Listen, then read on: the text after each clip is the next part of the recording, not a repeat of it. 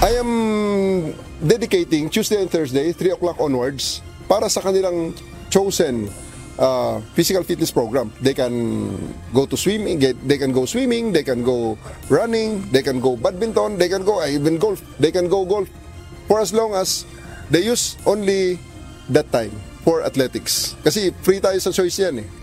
Seryoso ang pamunuan ng Philippine National Police na ibalik ang magandang pangangatawan at maayos na kalusugan ng mga pulis.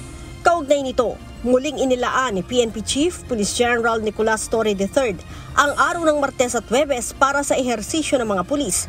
Isasagawa ito tuwing alas 3 ng hapon.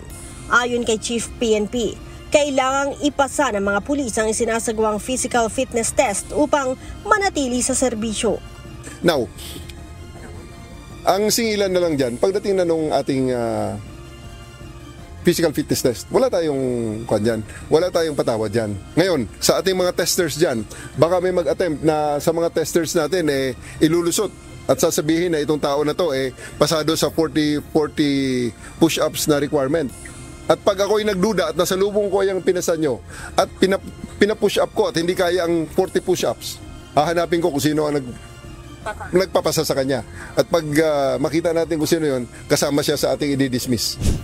Sinabi din ni PNP spokesperson Police Brigadier General Jean Fajardo na nasa batas na maaaring matanggal ang isang pulis sa serbisyo kung bumabagsak ito sa PFT at kung hindi na nagagampanan ng maayos ang kanyang trabaho dahil sa bigat ng timbang.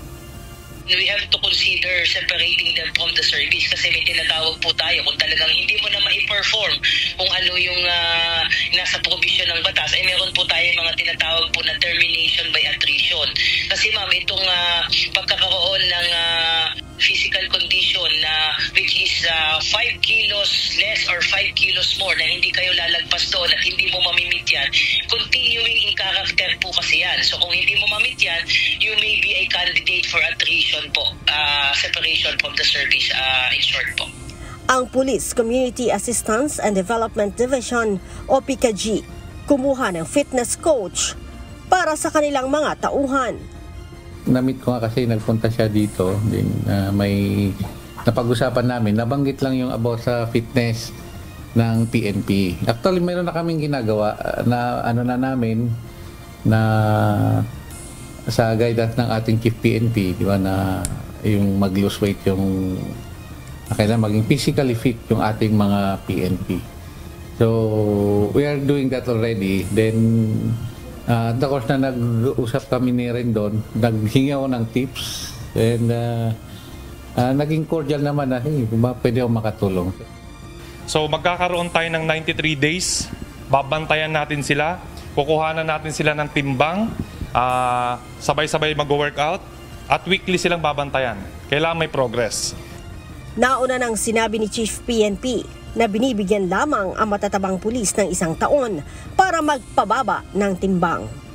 Leia Ilagan, UNTV, News and Rescue. Diyos ang aming sandigan, serbisyo publiko ang aming pinahahalagahan.